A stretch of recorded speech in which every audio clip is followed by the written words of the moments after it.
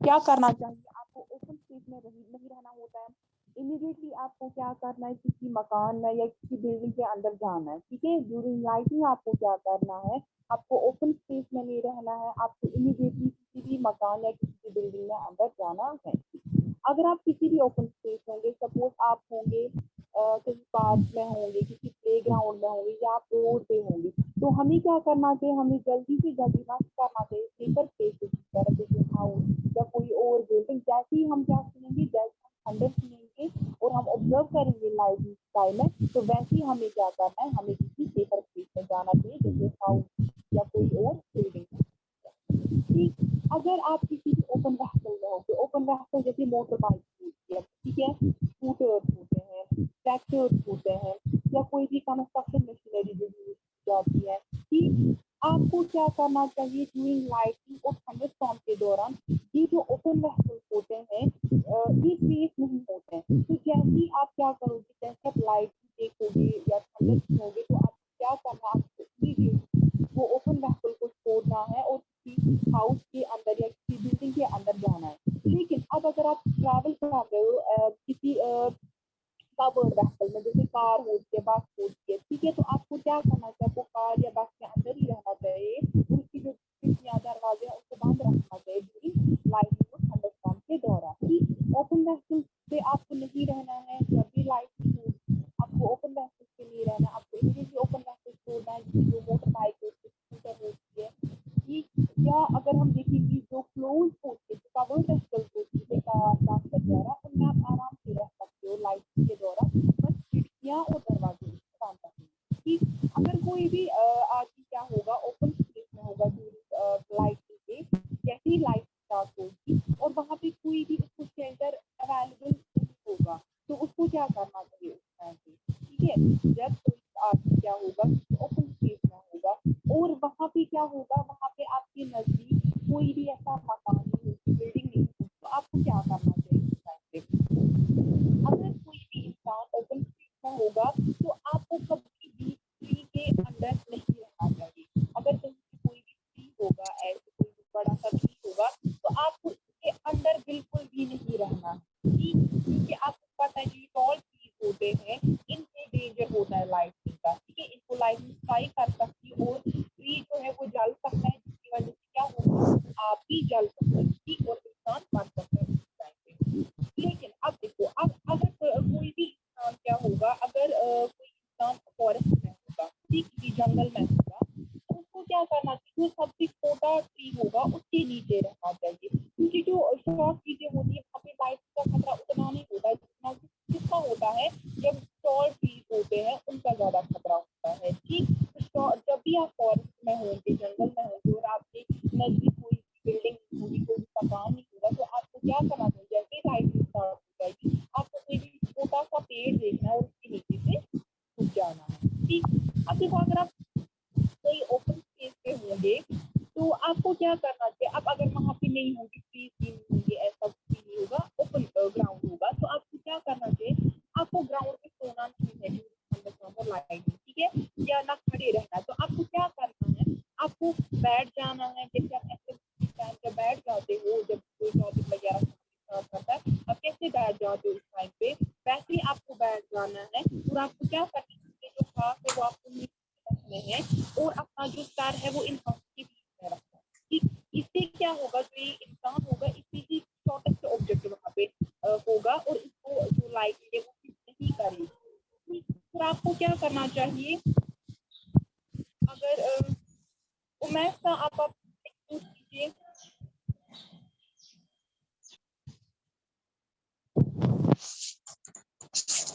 Voice नहीं आ रही है मेरी? मैम अब आ रही है। चलिए ठीक है,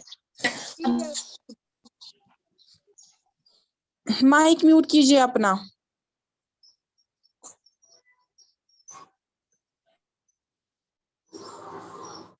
वॉइस आ रही है आप मेरी सबको? Yes ma'am. ठीक है। तो आप जब ओपन स्पेस में होंगे आपको क्या करना चाहिए, आपको कैसे बैठना चाहिए, स्क्वाट की तरह, यानी जैसे आप क्या कहाँ बैठते हो, असेंबली में बैठते हो। और आपको क्या करना चाहिए, अपने हाथ जो है वो नीज पे रखने और अपना जो सर है वो हाथों के बीच में रखना चाहिए। और कोई भी अगर वहां पे इलेक्ट्रिक पोल होगा, टेलीफोन पोल होगा या कोई भी मेटल ऑब्जेक्ट होगा तो आपको लाइटनिंग के टाइम वहां पे उनके पास नहीं रहना होता है, क्योंकि लाइटनिंग जो होती है वो स्ट्राइक करती है इनको।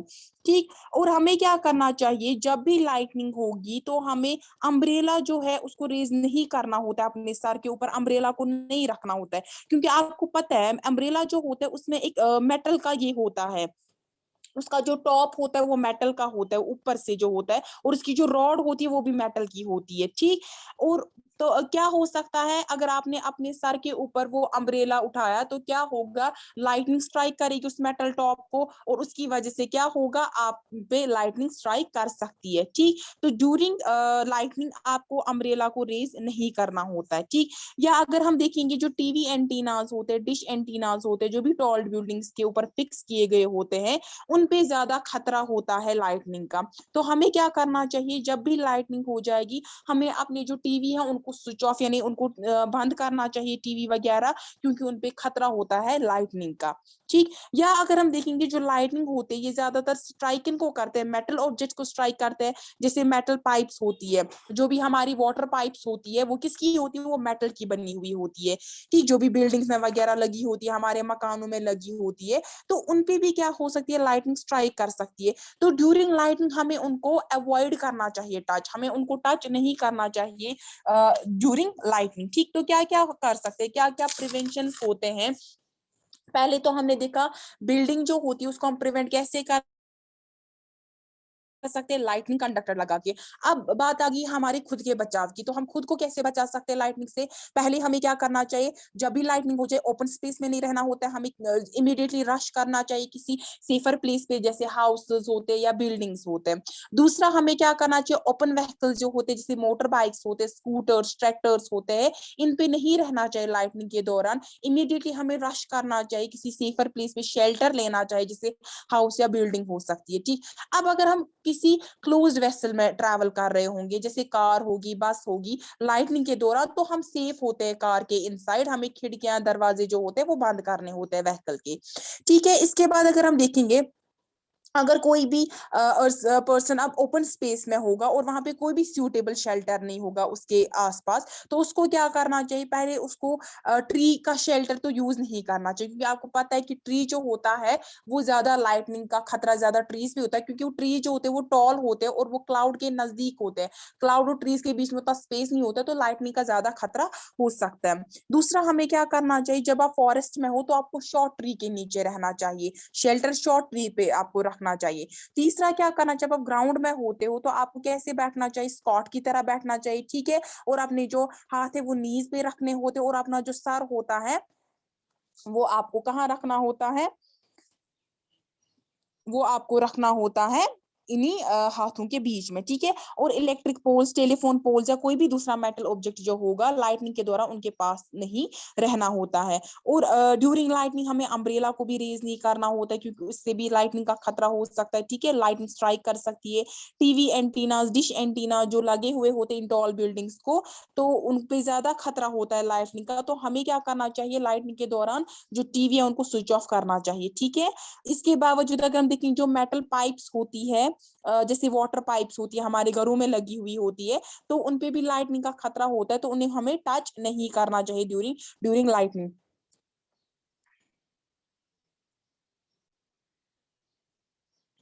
एक सेकेंड मैं आपको दिखाती हूँ ये। आप ये देखो, आपको जब आप किसी भी जगह पे हो, ग्राउंड पे हो, तो आपको इस पोजीशन में बैठना चाहिए। आप दिख रहा है सबको किस पोजीशन में बैठना होता है। Yes ma'am. ठीक है। Yes ma'am.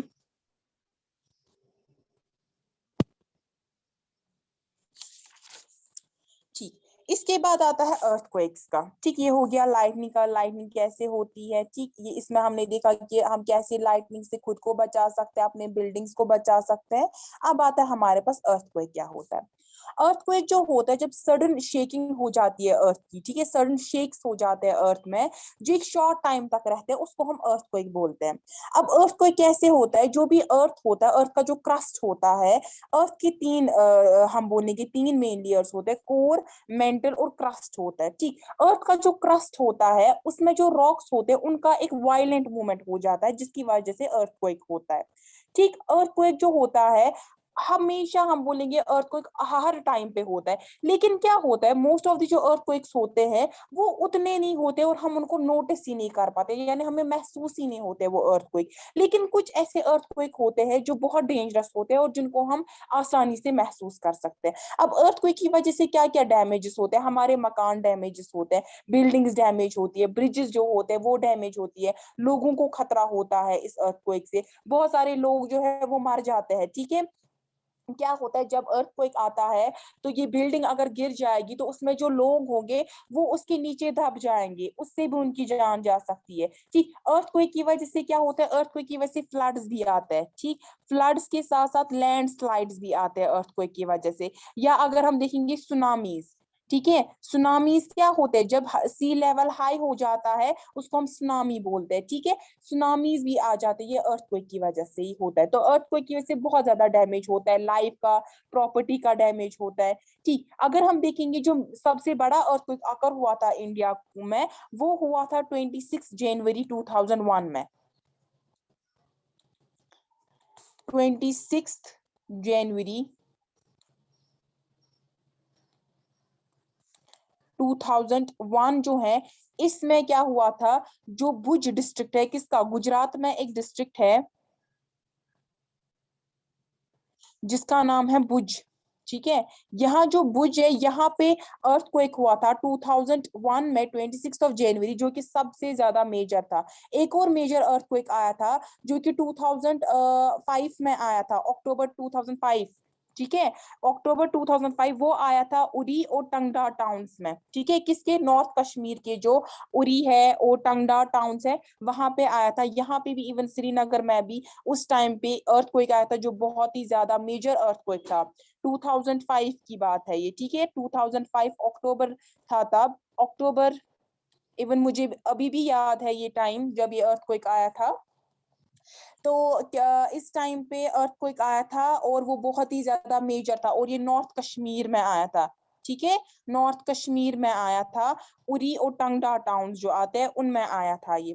इससे क्या हो गया, इससे बहुत बड़ा लॉस हो गया ह्यूमन लाइफ का, प्रॉपर्टी यानी जो मकान है, दूसरी बिल्डिंग्स है, इस अर्थक्वेक की वजह से वो भी डैमेज हो गए। एक बहुत बड़ा सुनामी आया था अर्थक्वेक की वजह से इंडियन ओशन में 26 दिसंबर 2004 में। ठीक है, 2004 में आया था, 2004 में आया था ये, एक सुनामी आई थी अर्थक्वेक की वजह से। ये सारे जो कोस्टल एरियाज थे इस इंडियन ओशन के आसपास जो एरियाज थे, वहां पे क्या था, उन्होंने, उनकी जो लाइफ थी वहां पे बहुत सारों की जाने गई, इवन प्रॉपर्टी का भी डैमेज हो गया। तो हमने देखा अर्थक्वेक क्या होता है, ये भी एक डिस्ट्रक्टिव नेचुरल फिनोमेना, क्योंकि अर्थक्वेक क्या होता है, नेचुरली होता है, इंसान की वजह से अर्थक्वेक नहीं आता है, बल्कि एक नेचुरल फिनोमेनन होता है और ये बहुत ही ज्यादा डिस्ट्रक्टिव होता है। आपने साइक्लोन भी पढ़ा है क्लास 7 में कि कैसे साइक्लोन जो होते हैं वो भी डिस्ट्रक्टिव नेचुरल फिनोमेना है। इस चैप्टर में हमने लाइटनिंग का भी पढ़ा और हमने देखा कि लाइटनिंग जो होती है, लाइटनिंग में हम क्या क्या प्रिवेंट कर सकते हैं, लाइटनिंग से कैसे खुद को बचा सकते हैं, अपने बिल्डिंग्स को बचा सकते हैं। ठीक है, तो लाइटनिंग जब आती है हम क्या करते हैं, हमने देखा कि हम इमिडिएटली भाग जाते हैं किसी सेफर प्लेसेस पे। लेकिन अर्थक्वेक जो होता है ये ऐसा फिनोमिनन होता है, ऐसा नेचुरल फिनोमिनन होता है जो प्रिडिक्ट हम पहले से नहीं कर सकते। लाइटनिंग का हम प्रिडिक्ट कर सकते हैं, जो वेदर वगैरह देखते हैं तो वो क्या करते हैं, वो लाइटनिंग प्रिडिक्ट कर सकते हैं। लेकिन क्या होता है, जो अर्थक्वेक होता है ये एक ऐसा डिस्ट्रक्टिव नेचुरल फिनोमिनन है जो पहले से प्रिडिक्ट नहीं कर सकता है। और अर्थक्वेक के बारे में कोई नहीं पहले से बोल सकता कि अर्थक्वेक इस टाइम पे आएगा। ठीक है, तो अर्थक्वेक क्या होता है, ये बहुत ज्यादा डेंजरस होता है, इससे बहुत ज्यादा लॉस होता है, लाइफ का, प्रॉपर्टी का होता है। अब अर्थक्वेक पढ़ने से पहले कि अर्थक्वेक कैसे होता है, इसमें क्या क्या होता है, इससे पहले हमें क्या पढ़ना चाहिए कि अर्थ का स्ट्रक्चर क्या होता है। ठीक है, पहले हम स्ट्रक्चर ऑफ अर्थ पढ़ेंगे।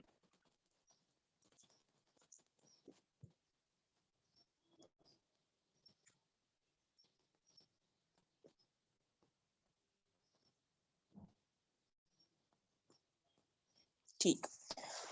अर्थ जो होता है ये 3 लेयर्स का बना हुआ होता है, कोर, मेंटल एंड क्रस्ट।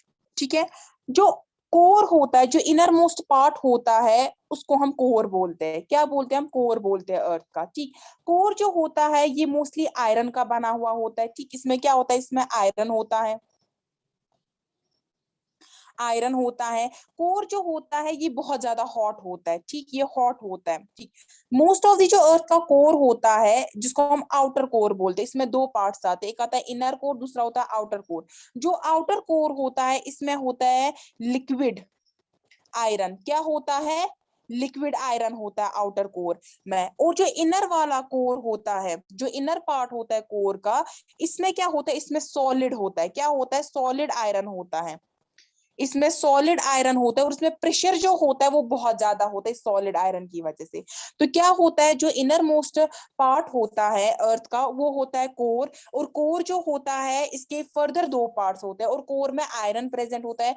जो आउटर कोर होता है वो लिक्विड आयरन का बना हुआ होता है, आउटर कोर लिक्विड आयरन का बना हुआ होता है, और जो इनर कोर होता है वो सॉलिड आयरन का बना होता है और इसमें हाई प्रेशर होता है। ठीक, ये थी बात कोर की। तो सबसे पहले क्या आता है? सबसे पहले आता है सॉलिड आयरन, जिसमें होता है जो इनर कोर होता है। ठीक, ये होता है सॉलिड आयरन। उसके बाद होता है आउटर कोर, जिसमें क्या होता है? जिसमें लिक्विड आयरन होता है। ठीक, इसके बाद आता है मेंटल। मेंटल जो होता है ये एक सेंट्रल रीजन होता है। मेंटल क्या होता है? मेंटल एक सेंट्रल रीजन होता है, ऐसे। ठीक, ये मेंटल होता है। मेंटल क्या होता है? मेंटल एक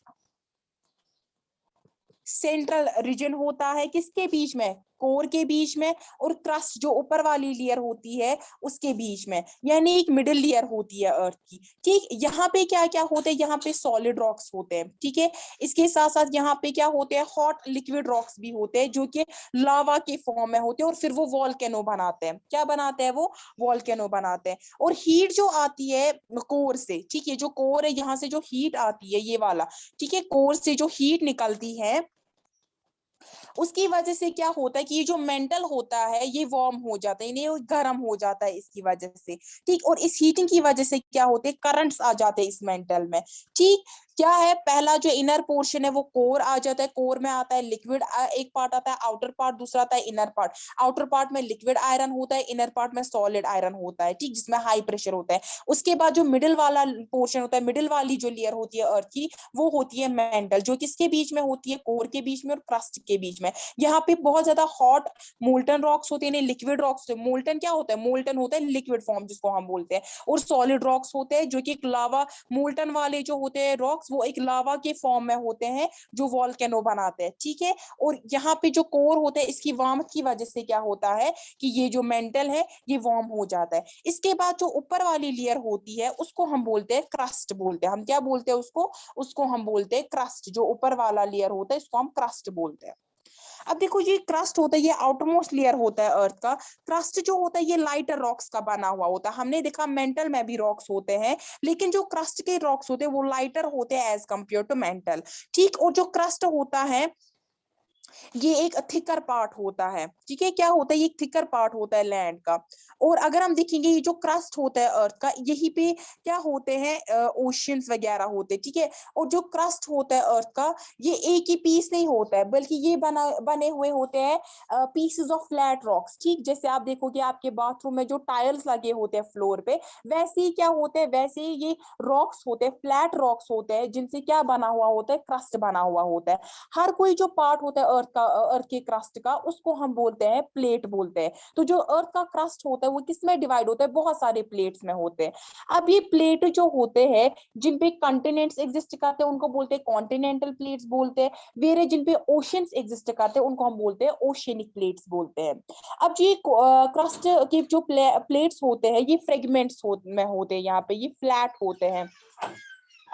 ठीक, और जो सॉलिड प्लेट्स होते हैं जो अर्थ का क्रस्ट बनाते हैं ये फ्लोट कर रहे होते हैं मोल्टन रॉक्स में, ठीक है। इसके नीचे एक मोल्टन रॉक्स होते हैं जिनमें ये क्या कर रहे होते हैं, ये फ्लोट कर रहे होते हैं। जैसे पानी पे अगर हम कोई पत्थर वत्थर डालेंगे पानी में तो वो फ्लोट जैसे कर रहा होता है उसके ऊपर से, वैसे ही क्या होते हैं जो सॉलिड प्लेट्स होते हैं ये मोल्टन रॉक्स में क्या कर रहे होते हैं, फ्लोट कर रहे होते हैं, ठीक है। और इन्हीं की वजह से, इन्हीं प्लेट्स की वजह से जब ये प्लेट्स मूव करते हैं, ये जब प्लेट्स मूव करते हैं इन्हीं की वजह से अर्थक्वेक आता है। क्या आता है, अर्थक्वेक। अब देखिए जो प्लेट्स मूव करते हैं, जब ये प्लेट्स मूव करते हैं या तो ये क्या कर सकते हैं, ये एक दूसरे के साथ स्लाइड कर सकते हैं, यानी एक दूसरे के ऐसे, अगर ये दो प्लेट्स है ये ऐसे स्लाइड करेंगे, ठीक है, स्लाइड करेंगे, या ये क्या कर सकते हैं एक दूसरे के साथ कोलाइड कर सकते हैं, यानी टकरा सकते हैं ऐसे, ठीक है। ये प्लेट्स या तो स्लाइड कर सकते हैं या ये टकरा सकते हैं और इनकी वजह से अर्थक्वेक आता है।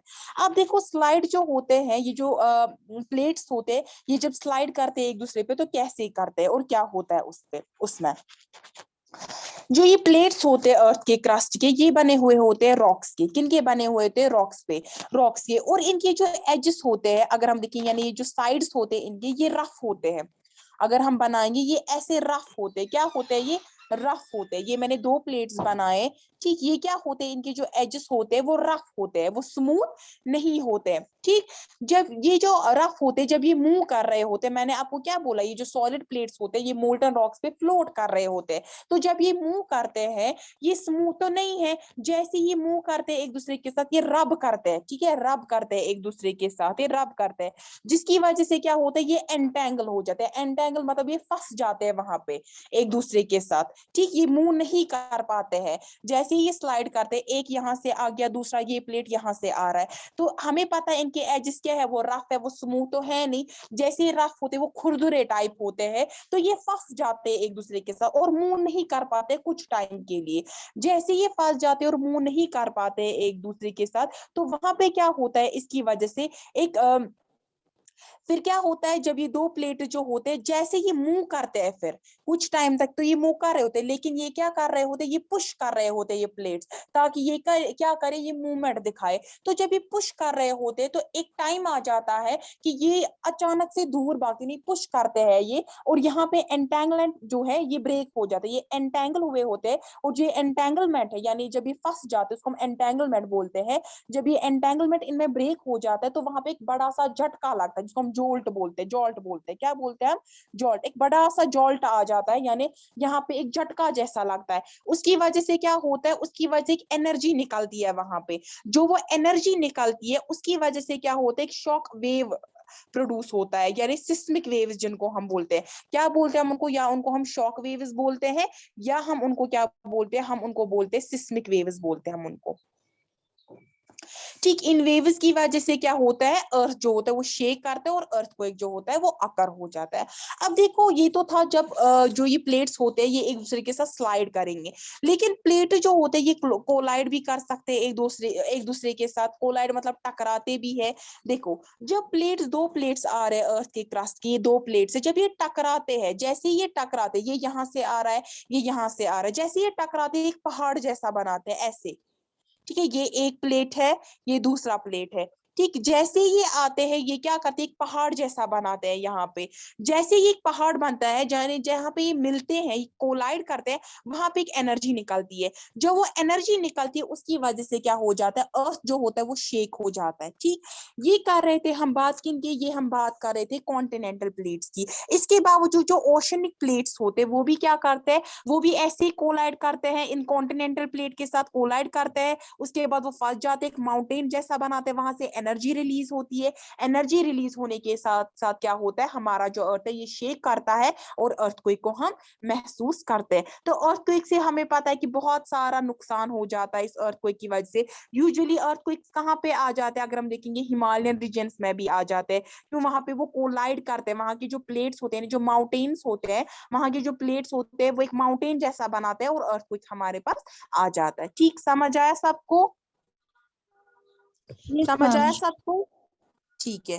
तो आपका कल क्या होगा, आपका कल क्लास टेस्ट होगा, ठीक। आपका कल क्लास टेस्ट होगा लाइट चैप्टर का, सब पढ़ लेना, वो जितना मैंने पढ़ाया है आपको बस उतना ही पढ़ना है। और कुछ नहीं आपको पढ़ना है। ठीक, आपका जो पेपर है वो MCQ बेस्ड है। ये एग्जाम हम ले रहे हैं क्लास टेस्ट, ताकि हम देखें कि आप कितना कर सकते हो, किसी को मत कोई प्रॉब्लम आ जाएगी, एरर मत आ जाएगा कोई, इसलिए हम ये क्लास टेस्ट ले रहे हैं और आपकी प्रैक्टिस भी हो जाएगी इससे। ठीक, और जो मैंने आपको कल PDF सेंड किया था कंबशन और फ्लेम का, वो आप नोट डाउन करोगे अपनी कॉपी पे, और उसके बाद लाइट का मैं इंशाल्लाह आपको कल सेंड करूंगी वो चैप्टर लाइट भी। तो उसके आगे हम करेंगे उसके बाद सम नेचुरल फिनोमेना। ठीक है, ओके मैम। ठीक, किसी को कोई कंफ्यूजन है? No ma'am.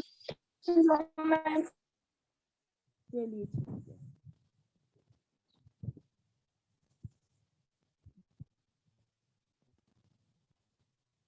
अगर किसी को कोई भी कंफ्यूजन होगा तो आप क्या करोगे, आप व्हाट्सएप ग्रुप में भी मैसेज कर सकते हो। जो मैंने आपको PDF कल सेंड किया कंबशन फ्लेम का, जिसमें मैंने क्वेश्चन आंसर्स किए हैं, अगर उसमें भी किसी को प्रॉब्लम आएगी तो वो स्टूडेंट क्या करेगा, वो सिंपली मैसेज करेगा वहां पे और मैं वहां पे आपको समझा दूंगी। ठीक है, लेकिन आप ये नोट डाउन जरूरी करोगे। और जो मैंने आपको प्रैक्टिकल भी सेंड किया था वो आप लोगों ने नोट डाउन किया प्रैक्टिकल कॉपी पे?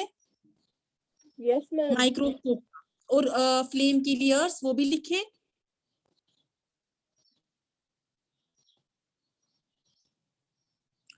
आपने लिखा फ्लेम का वहां पे क्या क्या जोन्स आता है फ्लेम में? वो 3 जोन्स आपने लिखे?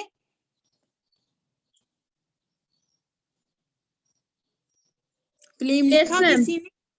चलिए ठीक है फिर, चलिए फिर अल्लाह हाफिज। और बाकी स्टूडेंट जो भी मतलब जिनको क्लास टेस्ट वगैरह देना होगा, तो आप जो आपकी फ्रेंड्स हैं उनको ये कन्वे करेंगे मैसेज कि कल उनका क्लास टेस्ट है, तो सारे प्रेजेंट रहेंगे। ठीक है, कोई भी एब्सेंट नहीं रहेगा कल। Okay, चलिए ma'am. अल्लाह हाफिज, अल्लाह हाफिज।